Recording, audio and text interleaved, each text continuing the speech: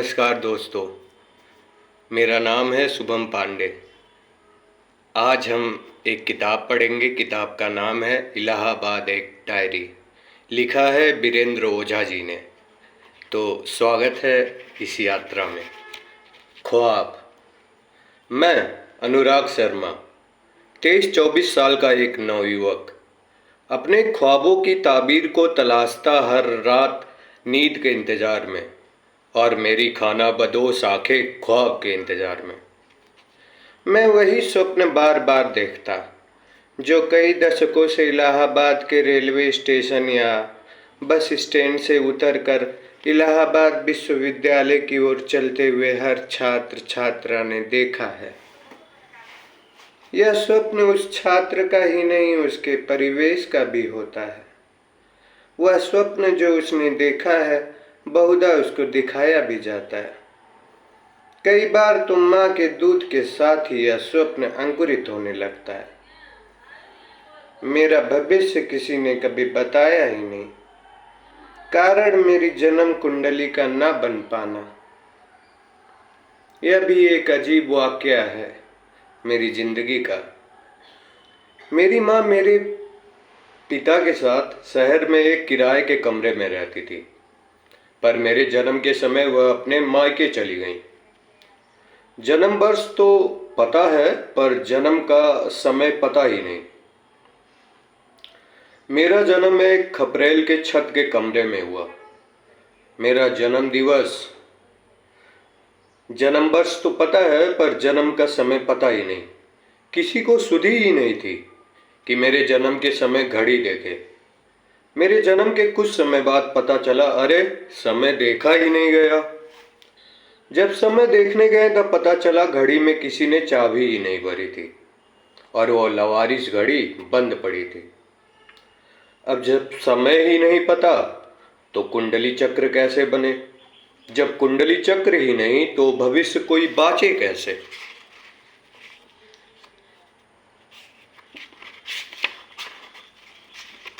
यह इलाहाबाद एक अजीब शहर है भैया, जहाँ सिविल सेवा देना एक शौक है। सिविल तो हम देवे करब, भले ही मोहे के चाहे खाई जाई। ये आज तक एक अनुत्तरित प्रश्न है। देवे तो सिविले देवे कि अदमे इच्छा शक्ति आती कहाँ से है, जो सबके साथ मुझे भी आ गई। दूर दराज के इलाकों से आने वाले छात्रों को यह सिविल सर्विसेज का नशा कब अपने आवेग में समाहित कर लेता है, इसका पता ही नहीं चलता। मैं इलाहाबाद के हिंदी माध्यम स्कूलों, श्यामा देवी भागवत प्रसाद, नवीन महिला सेवा सदन, राजकीय model school, government central pedagogical institute, राजकीय इंटरमीडिएट कॉलेज से होता हुआ ईसीसी से बीएससी और फिर इलाहाबाद विश्वविद्यालय से कानून की डिग्री हासिल कर गया। इन डिग्रियों को हासिल करने के बीच मैंने कई परीक्षाओं की असफलता का दंश भी झेला। मैं और असफलता तो जैसे पर्यायवाची ही बन गए थे। मैंने जहाँ जहाँ प्रयास किया असफल ही रहा। मैंने सोचा इंजीनियरिंग की प्रवेश परीक्षा पास करके इंजीनियर की उपाधि प्राप्त कर लूँ, पर मेरे पैर टिके ही नहीं गणित फिजिक्स की बहती धारा के बीच। इसके बाद विचार आया सेना में कमिश्नर अधिकारी बनने का। प्रयास कई बार किया, किस्मत मेहरबान नहीं हुई। मैं अपनी असफलता का ठिकरा अंग्रेजी के सिर फोड़ देता हूँ। मुझे अंग्रेजी नहीं आती थी और वहाँ का माहौल पूरी तरह से अंग्रेजियत का था। यह भी संभव है कि मेरी असफलता के कारणों में मेरी अक्षमता रही हो, पर मैं क्यों मानूं अपनी अक्षमता जब अंग्रेजी भाषा सामने खड़ी है दोष ग्रहण करने को। वह ना भी खड़ी हो तब भी मैं तो उतारूं ही उसको दोष देने के लिए। हकीकत में इस विश्वविद्यालय की तासीर ही अलग है। यहाँ एक ऐसा नशा आप में समाहित कर देता है कि आप बगैर नशाखोरी किए उस नशे के सुरूर में हरदम रहते हैं। अब जैसे ही विश्वविद्यालय में शहीद लाल पदमधर सिंह की मूर्ति पार करके साइकिल स्टैंड से थोड़ा ही आगे बढ़ते हैं, वैसे ही एक हवा का झोंका सिविल सर्विसेज परीक्षा का, आईएएस बनने का, बगैर बताए आपकी ओर आता है और एक नशा आपके रग रग में भर जाता है। फिर आरंभ होती है एक मदमस्त यात्रा, देश, समाज, व्यवस्था, शहर को सुधारने के संकल्प के साथ। हालांकि बिरले ही बाद में उस संकल्प के साथ जीते हैं। ज़्यादातर अपने करियर और जीवन की आपाधापी में ही व्यस्त रहते हैं। यह नशा आपको उनकी तरफ आकर्षित करता है जो परीक्षा में कुछ सफलता प्राप्त कर चुके होते हैं। उन सफल लोगों से मिलने का विचार ही आपके भीतर एक आशा की किरण जागृत करने लगता है और एक नई रोशनी प्रदीप्त होने लगती है। शायद कोई गुरु मंत्र प्राप्त हो जाए और आपकी नौका को लहरों के बीच कोई संबल मिल जाए। पर सफल हुए अधिकांश लोग हर नए अभ्यर्थियों के साथ तकरीबन एक ही तरह का वार्तालाप करते हैं और यही वार्तालाप इतिहास के पन्नों में दर्ज है, जो साल दर साल नए अभ्यर्थी सुनने को बाध्य होते हैं। देखो, यह आसान नहीं है, यह रास्ता बहुत दुर्गम है, यहाँ मील के पत्थर भी आपके खिलाफ षड्यंत्र करते हैं, यहाँ जुगनू पदचाप सुनकर छिप जाते हैं और चिराग हवाओं से कहता है, बुझा मुझे, वह कहीं रास्ता ना देख ले। यहाँ पहाड़ों पर चढ़ना होगा, समुद्र की गहराइयों में उतरना होगा, गोताखोर बनकर किताबों में छिपे सफ़ेद के मोतियों को तलाशना होगा। कैप्टन तस्मान की तरह किताबों में आप उन्हीं पन्नों से गुजर जाओगे, पर काम का तत्व आपकी आंखों को ना दिखेगा। ये कोई विश्वविद्यालय की परीक्षा नहीं है कि बस कुछ सवाल रटकर आप टॉप कर जाओ। पता करो कितने टॉपरों ने आज तक प्रारंभिक परीक्षा पास की है। सबका हश्र देखो क्या हुआ है। इतिहास विभाग के सारे तथाकथित ज्ञानी साल दर साल प्रारंभिक परीक्षा में ही फेल हो रहे हैं। ये जो मंजिल दिख रही है पास, पर वह वैसी है मृग मरीचिका की तरह है, जैसे दिखते हैं दूर कहीं जमी और आसमां पास में मिलते हैं। आप सोच लो ठीक से कूदने के पहले। कोई आसान परीक्षा पहले पास कर लो, फिर सोचना, बाद में आना तब बताऊंगा। आप अनुए बिनुए करके कुछ किताबों का नाम उनसे पूछकर लिख लेते हो। फिर आप जैसे ही पूछते हो, पूरे संकोच भाव के साथ यह जानते हुए कि इसका उत्तर तो नकारात्मक ही आएगा, सर नोट्स। आपकी बात पूरी हो इसके पहले वही उत्तर जो आप जानते हो आएगा, एक सफ़ेद झूठ की शक्ल में, और उसका चेहरा ही कह रहा है उसके बारे में झूठा कहीं का। उत्तर बहुत ही दंभपूर्ण, मैंने कभी नोट्स बनाया ही नहीं है और न बनाने को कहता हूँ। आप मूल पुस्तकों से पढ़ो। जिन किताबों का वह नाम लिखा देते हैं, उनकी मोटाई आपकी आंखों के सामने घूमने लगती है। आप परीक्षा देने का विचार त्यागने तक पर आने लगते हैं, अपने आप से कहते हुए ये मुझसे ना होगा। फिर अंदर ही अंदर 200-500 गालियाँ देते हुए, पर ऊपर से पूर्ण संस्कारी बनते हुए आप विनम्रता से प्रणाम करते हुए कहते हो, सर फिर आऊँगा आपका मार्गदर्शन लेने। वह भी कहेगा, जरूर आना। आप दोनों जानते हैं कि अब अगली मुलाकात नहीं होगी।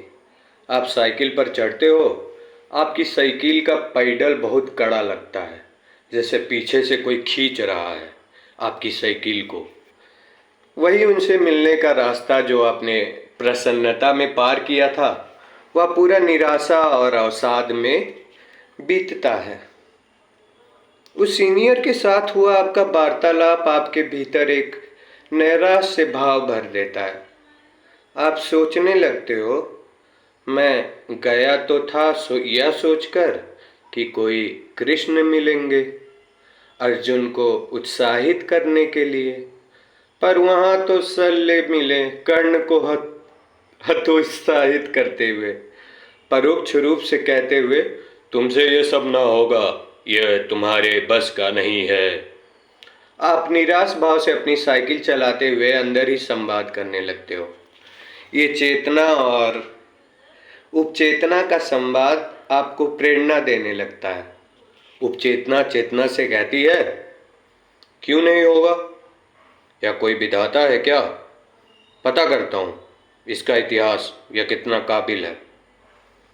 एक सच्चा विद्रोही उपचेतना से निकलकर चेतना को नियंत्रित करने लगता है और जन्म होता है आपके भीतर भीष्म का, परशुराम से भी लड़ने का संकल्प लिए।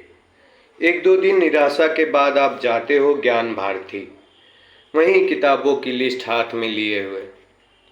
वहाँ मुलाकात होती है गंगा रूपी ज्ञान को शिव की जटाओं से उतार कर अपने बुक स्टोर के माध्यम में बांटने का दावा करने वाले भागीरथ रूपी अखिल से। वह एक साथ 4-5 ग्राहकों को निपटाने की अद्भुत क्षमता रखता है। आप खरीदना कुछ भी चाहो, पर वह बेचेगा वही जो बेचना चाहेगा। ज़्यादा बहस करो तो किताब अंदर रख लेगा और कहेगा माल नहीं है। यह भी बता देगा किस विभाग के अध्यापक कौन कौन सी किताबों की अनुशंसा करते हैं। आपने किताबों की लिस्ट पकड़ाई, उसने एक सिर से आधे से ज़्यादा किताबों को रिजेक्ट कर दिया। उसने ऊपर से पूछ भी लिया, किसने बताया ये। आप जैसे ही किसी मेंस में सफल व्यक्ति का नाम लेंगे, वो कहेगा, यही तो प्रॉब्लम है इलाहाबाद में, लोग सही बताते नहीं और मैं बताता हूँ तो लोग सुनते नहीं।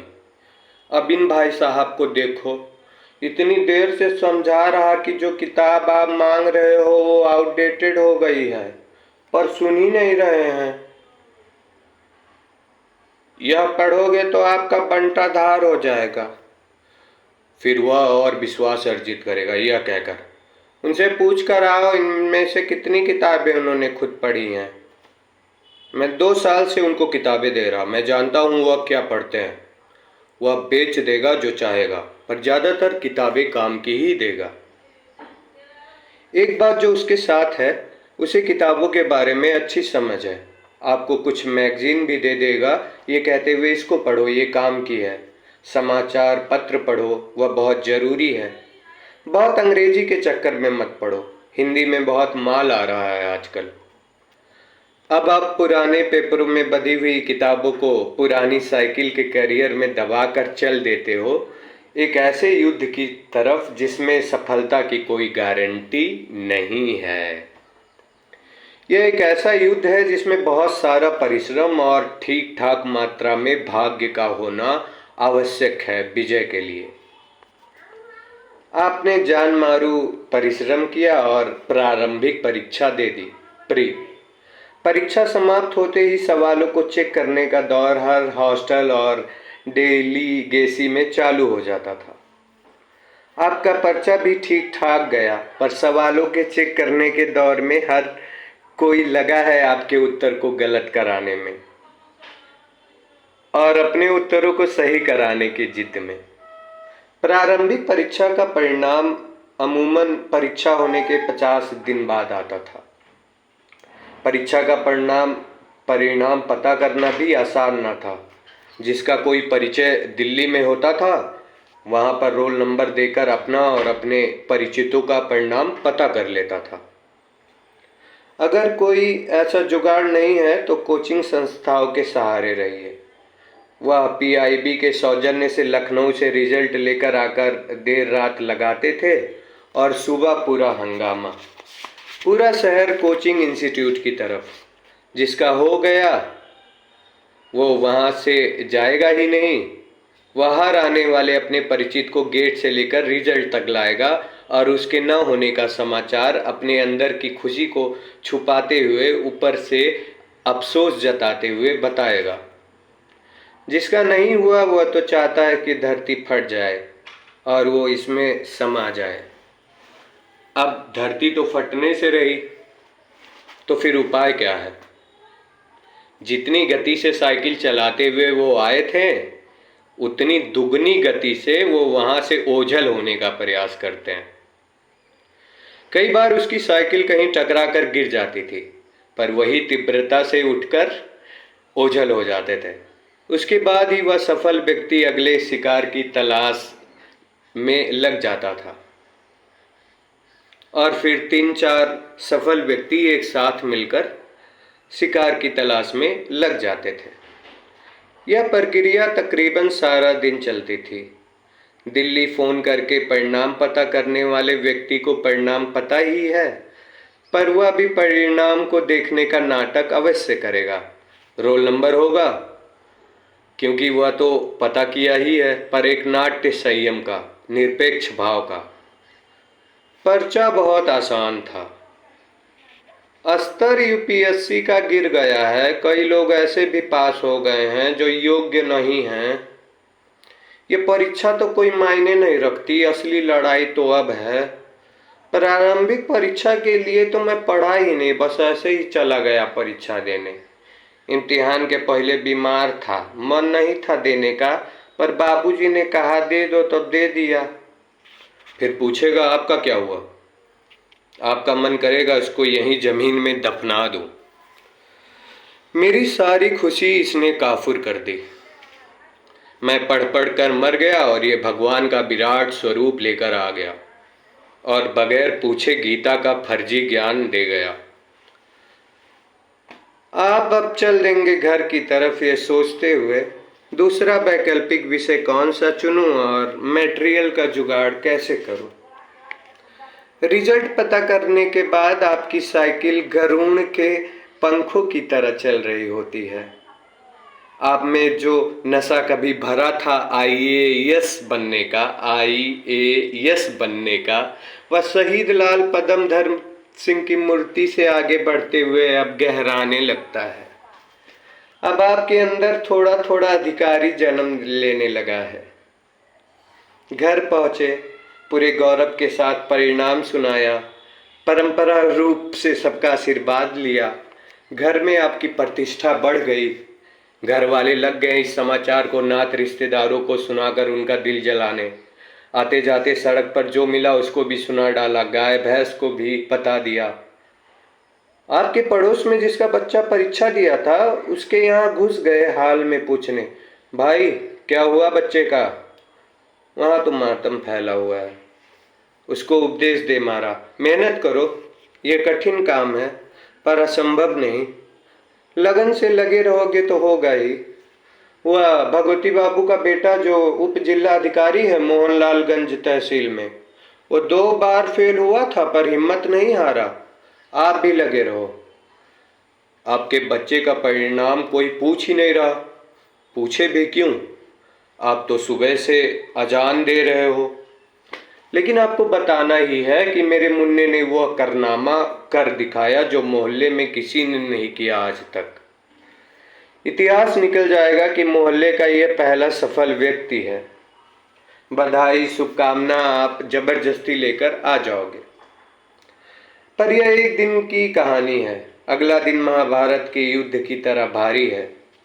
भीष्म आ गए हैं ये कहते हुए, आज तो हरि को वस्त्र उठवा ही दूंगा। इलाहाबाद का सामान्य अध्ययन हमेशा से ही कमजोर रहा है। वैकल्पिक विषय के सवाल परंपरागत आते नहीं। पिछले सालों का प्रश्न पत्र देखा, हाथ से तोते उड़ गए। इतना पढ़ना होगा, अभी तक तो प्रारंभिक परीक्षा में ही लगी रहा। एक विषय और तैयार करना है। यह सामान्य अध्ययन तो जान ही ले लेगा, इसका मटेरियल कहाँ मिलेगा। सारी खुशी गई तेल लेने। अब आप रुआंधे हो गए कि यह चांदनी 4 दिन की है, आगे तो पूरा अंधेरा ही अंधेरा।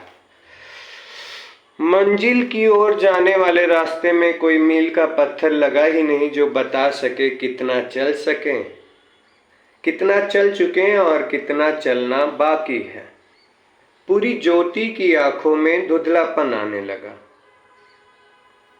इतना ज्यादा काम और समय सिर्फ तकरीबन 100 दिन। कोई तो दिखे आपदा प्रबंधक पालनहार की खोज में परेशान बेपरवाह अपने घर में चल रहे खुशी के लम्हों से।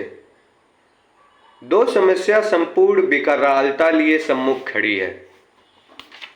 एक, सामान्य अध्ययन का मटेरियल कहाँ से जुगाड़ूं, और दूसरा, कौन सा वैकल्पिक विषय लूं जो कम समय में तैयार हो जाए।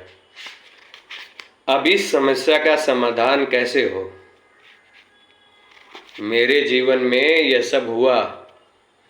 मैं इन सब पड़ाव को पार करता हुआ, समस्याओं से रूबरू होता हुआ एक समाधान की तलाश में लगा हुआ था। मैंने देखा अपने सीनियर्स की, और जो पिछले वर्ष मुख्य परीक्षा दे चुके हैं, पर वह इस बार परीक्षा दे रहे हैं। उनके पास ना तो मेरा सारथी बनने का समय है, ना तो अपने रथ पर चढ़ाने की सदाशयता। वो अपनी लड़ाई खुद लड़ रहे हैं, और अब मैं उनका प्रतिद्वंदी भी हो चुका हूँ। प्रतिद्वंदी से सावधान रहना चाहिए। पता नहीं कब गुरु गुड़ ही रह जाए, चेला चीनी बन जाए। इलाहाबाद के प्रतियोगिता के क्षेत्र में वैसे भी प्रतिस्पर्धा का माहौल रहता ही है। लोग थोड़ा भरमाते भी हैं। जो पढ़ रहे होते हैं वो छुपाते हैं और सच बोलने बताने से थोड़ा परहेज करते हैं। लोग अपनी चीज साझा करने में तब तक यकीन नहीं रखते जब तक उनका काम अपना काम न बन जाए। जब वो चयनित हो जाते थे तब खुल जा सिम सिम कहकर अपना खजाना निकालते थे और अपने विश्वास पात्र को दे देते थे। पर अगर छोटा भाई या बहन परीक्षा दे रहा हो तो परिवारवाद अपनी पराकाष्ठा पर। लेकिन यह द्वार बहुत ज्यादा नहीं खुलता था, चाहे कोई अपने घर का परीक्षा दे रहा हो या ना दे रहा हो। समय द्रुत गति से भाग रहा है, उस पर किसी का कोई जोर तो है नहीं। एक आशा की किरण जगी जब हिंदी साहित्य का पाठ्यक्रम गंभीरता से देखा। पाठ्यक्रम में सूर, कबीर, तुलसी, प्रेमचंद, निराला, मुक्तिबोध की रचनाएं शामिल हैं। इसमें से तो कुछ मैंने शौकिया पहले ही पढ़ा था। रामचरितमानस का अयोध्या कांड तो मुझे जुबानी याद था। माँ ने पता नहीं कितने किस्से सुनाए थे उसी में से पढ़कर।